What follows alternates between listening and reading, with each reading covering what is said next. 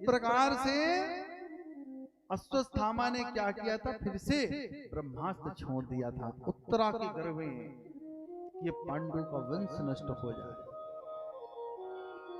इस प्रकार से उत्तरा पुकारती हुई भगे भगे आई कि प्रभु हमारे इस गर्भ की रक्षा करे, पाए पाए महायोगिन देव देव जगत, हे जगत के रचयिता कृष्ण आप रक्षा करें हमारे गर्भ की। श्री कृष्ण भगवान अपना चक्र सुदर्शन छोड़ दिए और उत्तरा के गर्भ की रक्षा की।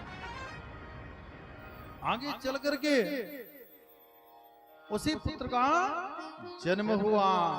बोलिए परीक्षित जी महाराज की जय। यहाँ पर परीक्षित जी का जन्म हुआ और श्री कृष्ण भगवान कुछ दिन के लिए कहां चले गए, हस्तिनापुर चले गए। आगे चल करके उनका नामकरण संस्कार हुआ। देखिए यहाँ पर भी जब जन्म हुआ है ना युधिष्ठिर ने, जब तक हमारे घर में पुत्र बेटा बेटी संतान का जन्म होता, जब तक उसकी नाल नहीं कटती तब तक सोबर सूदक नहीं लगता। आपके यहाँ सोबर कहते हैं, कहीं कहीं सूदक कहते हैं, तब तक नहीं लगता। जो ही नाल कट जाती है तब चालू हो जाता है। तो यहाँ पर युधिष्ठिर जी ने बहुत सा धन दान किए प्रसन्न होकर के। इस प्रकार से आगे चल करके नामकरण संस्कार हुआ। तथा सर्व गुण उदर के सानुकूल ग्रह होते जग्गे वंशधरा पांडवर भोरिया पांडवरिवोजसा। नामकरण संस्कार में पहला नाम पड़ा क्या, बोलिए परीक्षित जी महाराज की जय। एक नाम उनका विष्णु ज्ञात भी पड़ा, क्योंकि विष्णु भक्त थे। हमारे संतों की टिप्पणियां हैं कि परीक्षित जी का जब जन्म हुआ है तो उठ के बैठ गए और निहोरा करने लगे कि वो प्रभु कहां है जो हमें गर्भ में दिखे हैं। संतों ने अपने भाव प्रकट किए हैं। आगे चल करके वहां के वो राजा हुए, बड़ी धर्मात्मा राजा, बड़ी पुण्यात्मा राजा। राजा का ये धर्म है, वह सदैव न्याय का फैसला करता। राजा परीक्षित वही करते, सभी यज्ञों को 100 बार किए थे और सदैव सबके साथ न्याय करते थे। देखिए विक्रम बेताल की किताब आप लोग पढ़िएगा, उसमें लिखा है कि जिसको पद मिले, प्रतिष्ठा मिले न्याय करने की, और वो औचित्य न्याय न करे तो उसके मरने पर जश्न मनाना चाहिए। प्रेम से बोलिए। अगर परमात्मा ने आपको न्याय की कुर्सी में बैठाया है और अन्याय करे तो उसके मरने पर खुशी मनाना चाहिए, विक्रम बेताल ने कहा। इसीलिए परमात्मा कभी किसी को ऐसी जिम्मेदारी देना तो बड़ी भावना से न्याय उचित फैसला करना चाहिए। आगे चल के राजा परीक्षित सैकड़ों यज्ञ करने के बाद एक दिन की बात है, हमारे संतों ने कहा है, भागवत जी में तो नहीं लिखा कि जरा संत का मुकुट सर पे लगा लिए और शिकार करने के लिए चल दिए वन की। और जो ही शिकार करने गए बहुत से जीवों को मार करके वापस आ रहे थे। वापस आ रहे थे तब इनके मन में एक विचार हुआ कि जल ग्रहण किया जाए, पानी पिया जाए। एक संत भगवान मिल गए। संत भगवान बैठे थे, उनका नाम था समीक मुनि। वेद व्यास जी महाराज लिखते हैं, इतिलांगित मर्यादम तच्छकः सप्तमी हनि तदच्छन्ते स्म कुलांगारम चोदितो में तद्रुहम। कहते हैं कि समीक मुनि बैठे थे, परमात्मा में लीन थे, और वहां पहुंचने के बाद में उनसे जल मांगते हैं पीने के लिए, लेकिन उन्हें तो कुछ होश था नहीं। अब क्या करें? एक मरा हुआ सर्प पड़ा था। राजा के मन में क्रोध उत्पन्न हुआ, ये संत हमसे बोला नहीं, मैं राजा हूं, यहाँ का मरा हुआ सर्प पकड़ करके अपने बाणों से और समीक मुनि के गले में डाल दिए। जो ही गले में डाले और अपने घर पर गए। घर पर पहुंचने के बाद में उन्हें ध्यान हुआ, जब मुकुट निकाल कर रख दिया कि हमने बहुत गलत किया। पश्चाताप करने लगे और कहते हैं कि जो भी है तो बड़ा अच्छा हुआ। उन्हें श्राप मिल चुका था। किसका? वहां पर कुछ बालक खेल रहे थे, वो बालक देखे। क्या देखे? कि समीप मुनि के गले में सर्प राजा ने डाल दिया है, तो जाकर के बताएं किनसे? उनके पुत्र श्रृंगी से। श्रृंगी वहां से भगे भगे आए, जल लेकर के आए। जो ही जल लेकर के आए, देखते हैं पिता के गले में मरा हुआ सर्प पड़ा है, तो लेकर के जल तुरंत श्राप देते हैं। क्या श्राप देते हैं? तंडच्छत्तिस्मि कुलांगारम चोदितो मात तद्रुहम। आज से 7वें दिन तक्षक नामक सर्प आएगा, तुझे डसेगा और तू मृत्यु हो जाएगी तेरी। तूने हमारे जैसे पिता, धर्मात्मा पिता के गले में मरा हुआ सर्प क्यों डाला? इस प्रकार से कथा श्रवण करवा ही रहे थे कि याचना कर बैठे श्री सूत जी महाराज से, सौनकादि ऋषि के प्रभु, हमने सुना है कि इस घोर कलयुग में, कलयुग में रहने का स्थान भी राजा परीक्षित जी ने ही दिए हैं। आप वो कथा हमें विस्तार से सुनाइए, हमें सुनने की इच्छा है। उस कथा को भी श्रवण करवाते हैं। कहते हैं पुनश्च याचमानाय जात रूप भदत प्रभो। कहते एक दिन की बात है, राजा परीक्षित धर्मात्मा राजा थे, घूमने के लिए अपने क्षेत्र में निकले थे। अपने क्षेत्र में घूमने के लिए निकले थे, तो एक जगह पर देखे एक पांव से एक बैल खड़ा हुआ है और एक काला पुरुष शूद्र के वेश में, शूद्र राजा एकदम काला है, लोहे के मुकुट आदि कंगन लोहे के सब पहने खड़ा है और गौ माता को डंडा मार रहा और बैल को लात मार रहा।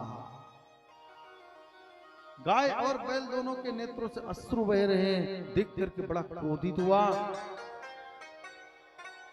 राजा परीक्षित कहते कौन हो तुम? तलवार तुरंत निकाले, मैं तेरा वध कर दूंगा। हमारे क्षेत्र में तू गौ, गौ का मतलब पृथ्वी और बैल का मतलब धर्म।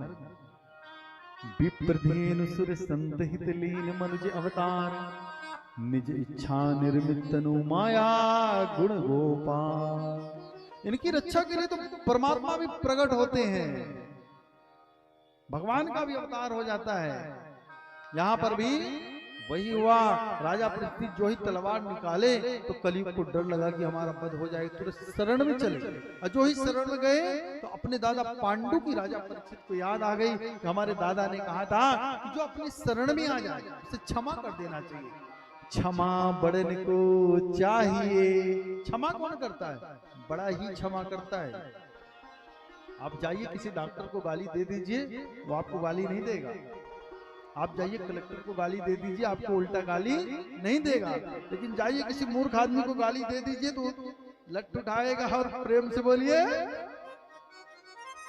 तुरंत क्षमा कर दिए राजा परीक्षित। कहते अब तू बता कि तू क्यों ऐसा किया? तलवार अंदर डाल लिए म्यान के अंदर। तब कलयुग कहता प्रभु हमारा समय आ गया है तो हमें रहना चाहिए, हमारा काम है, कलयुग का काम है इंटरसेंट काम करना, तो हम इनको मार रहे हैं, क्या गलत कर रहे हैं भला? या कि आप हमारी व्यवस्था कहीं अलग कर दीजिए। तब राजा परीक्षित उनकी व्यवस्था अलग करते हैं। क्या कहते हैं? दूतम पानम स्त्रियः सोना यत्रा धर्मश्चतुर्विधा। कहते हैं सुनो, जहां पर दूतम जुआ खेला जाता है, जिस घर का आदमी जुआ खेलेगा समझना वहां पर कलयुग का बढ़िया एकदम से डेरा जमा हुआ है। प्रेम से बोलिए। तो भैया आज इस कथा को सुनने के बाद तो सबको सुधार ला लेनी चाहिए, जो भी गांव वाले हैं भैया। जहां पर मदिरा पान की जाती है वहां पर कलयुग विशेष रूप से डेरा डाल के रहता है। इसीलिए आज से सब लोग संकल्प करें कि हमको ऐसे कर्म नहीं करना है, नहीं तो हमारे बेटा बेटी परिवार पितृ सब दुखित होंगे। ऊपर से कल भी आप लोगों से हमने कहा कि हमारे पितृ देखते हैं जो कथा सुन रहा तो प्रसन्न होंगे, जो डुबकी लगा रहा गंगा जी में प्रसन्न होंगे, और गलत कर्म करेंगे तो देख करके बड़ा दुखित होते होंगे। इसीलिए पितरों की शांति के लिए और अपने जीवन की शांति के लिए, अपने बच्चों की शांति के लिए इस कर्म को भी सबको छोड़ देना है। एक बार प्रेम से बोलिए। दूतम पानम स्त्रियः, पराई स्त्री या कोई पुरुष स्त्री का मन करे या पुरुष स्त्री पुरुष का मन करे, दोनों उस घर में कलयुग का वास है। इसीलिए कभी भी पर स्त्री को नहीं देखना चाहिए, पर पुरुष को नहीं देखना चाहिए, ऐसा मन में विचार रखो। वहां पर कलयुग का वास है। कितना भी कुछ लोग हैं सोचते हैं गलत कर्मों से धन जुटा लेंगे, वो धन विनाश कर देता है 10 साल के अंदर, और 10 साल के अंदर अगर नहीं किया तो तीसरी पीढ़ियां आते आते तो पूरी पीढ़ियां नष्ट कर देता है।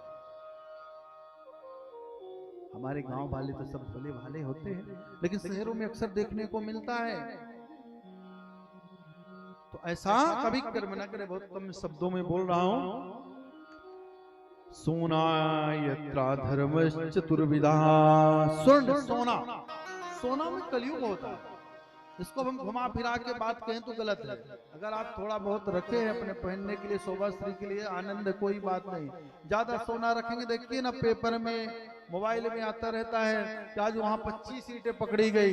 ईंटें तो चली ही गई, जेल खाना गई अलग से। प्रेम से बोलिए। इसीलिए भैया अपने पहनने के लिए खूब चकाचक बनवाइए, पर ज्यादा नहीं। वैसे भी गांव वाले हमारे तो सब सीधे भोले रहते हैं, ज्यादा ईंटें नहीं बनाती। पुरानी रखी हो तो अलग बात है। सोना मिलना भी, कहीं पड़ा मिल जाए वो भी दोष है हमारा, अगर गुम जाए वो भी दोष माना गया। इसलिए जितना हो उसको सुरक्षित रखें, और दीपावली के दिन उसकी पूजन भी करनी चाहिए, ताकि उसमें कलयुग का ज्यादा प्रभाव ना हो। आगे लिखते हैं यत्रा धर्मस्तुर्विदा, बूचड़ खाना। अपने गांव की भाषा में कहें बूचड़ खाना का मतलब जहां पर अहिंसा होती है, जीवों को मारा जाता है, वहां पर कलयुग का वास है। अगर कोई मांसाहार भोजन करने वाला हो तो भैया आज से ही छोड़ देना। कितना सुंदर सुंदर भोजन बना है, दाल रोटी पूरी सब्जी खीर रसगुल्ला रबड़ी रसमलाई, खूब छानो घोटो मजा करो भैया। क्या गंदी चीज खाना, समझ लेना। जैसे आज काट काट के खा रहे हो आप। कुछ लोग बोलते हम तो काटते नहीं, गुरु कटा कटाया मिल जाता है। अरे तुम खाते नहीं तो कटता क्यों? प्रेम से बोलिए राधे राधे। वैसे कटने वाले वहां की कथा आएगी प्राचीन बरही की। इसीलिए संकल्प करना। 5 जगह रहने के लिए दे दिए, पहले तो 4 जगह ही दिए थे।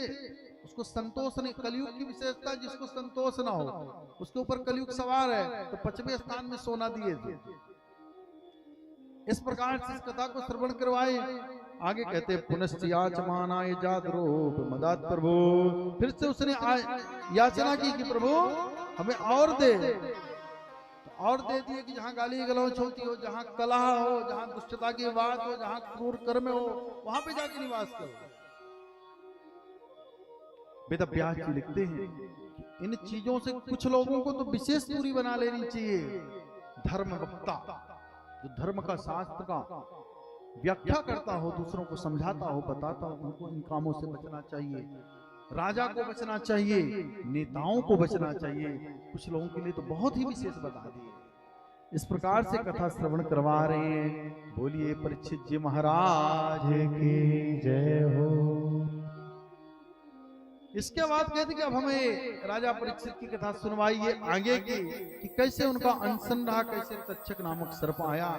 तब बताते हैं कि सुनो, जो ही यहां से गए अपना मुकुट निकाल कर रखे तो उन्हें मालूम पड़ गया कि समीप के पुत्र सिंगी ने हमें श्राप दिया है। राजा परीक्षित मन में कहने लगे कि बहुत अच्छा हुआ, मुझ जैसे अधर्मी पापी आदमी को ऐसा ही श्राप मिलना चाहिए, क्योंकि हमने एक सीधे साधे भजन करने वाले संत को छेड़ा। लांगित इत मर्यादा, जो मान मर्यादा से भी कोई मतलब नहीं, सिर्फ प्रभु से ही मतलब रख करके बैठा हो, उसको हम जाकर के छेड़े थे। हमें बहुत अच्छा श्राप मिला, ऐसा राजा परीक्षित अपने आप में कह रहे हैं। वो मुकुट डालने के बाद और कीर्तन करना चालू कर दिए। यहां पर जो ही उनके नेत्र पुलिस समीक जी के सामने देखते, उनके पुत्र बेटा आज सब खड़े, कहते बेटा कैसे तुम लोग खड़े हो, क्या बात है? पिताजी रुदन करते हुए श्रृंगी जी कहते पिताजी परीक्षित बड़ा दुष्ट है, बड़ा पापी है, आपके गले में मरा हुआ सर्प डाला। तब तो वो गला देखे, तब तक उनको मालूम ही नहीं था। प्रेम से बोलिए राधे राधे। जो ही देखे निकाल के फेंक दिए। और जोर से बोलिए राधे। तो यहां पर समीप मुनि को सब आभास हो गया, देख करके अपने पुत्र को बहुत फटकार लगाए और चल दिए राजा परीक्षित के पास। राजा परीक्षित के पास जो ही पहुंचे, राजा परीक्षित से कहते हैं हमारे पुत्र ने ऐसा किया, चरणों में पड़ गए। परीक्षित जी महाराज कहते हैं आपके बेटे ने बहुत अच्छा किया, मुझ जैसे पापी को ऐसा दंड मिलना भी चाहिए। सभी ऋषि मुनि सब एकत्रित हो गए। अब राजा परीक्षित एक ही बात सबसे पूछते हैं कि प्रभु 7वें दिन हमको मरना है, तो 7 दिनों में ऐसा हमें उपाय बताइए कि हमें अच्छी गति प्राप्त हो जाए। ये सब विचार करते करते कहां पहुंचे? गंगा के तट पर पहुंच गए। और जो ही गंगा के तट पर पहुंचे, पूरे ऋषि मुनि सब एकत्रित हुए थे। इसी बीच में श्री सुखदेव जी महाराज का आगमन होता है। बोलिए श्री सुखदेव जी महाराज जी की जय हो। श्री यज्ञ नारायण भगवान की जय हो। जो ही आगमन हुआ उनको आसन लगाए बैठाए और हाथ जोड़ के 2 ही प्रश्न करते हैं यहाँ पर राजा परीक्षित सुखदेव जी महाराज से कि जीव को पूरे जीवन भर क्या करना चाहिए, सर्वदा हरदम क्या करना चाहिए, और जिसको मालूम पड़ जाए कि आज से 7वें दिन हमारी मृत्यु है, उसे क्या करना चाहिए। सबकी 7 दिन के अंदर ही मृत्यु है, आप सब जानते हैं, रवि सोम मंगल बुध गुरु शुक्र शनि। तब यहाँ पर श्री सुखदेव जी महाराज राजा परीक्षित को श्रीमद् भागवत महापुराण की कथा श्रवण करवाना चालू करते हैं। चलिए बड़े भाव के साथ श्री सुखदेव जी महाराज विराजमान होते हैं व्यास मंच में कथा सुनाने के लिए। उनका बड़े भाव से भजन करते हैं। हरि की कथा सुनाने वाले श्री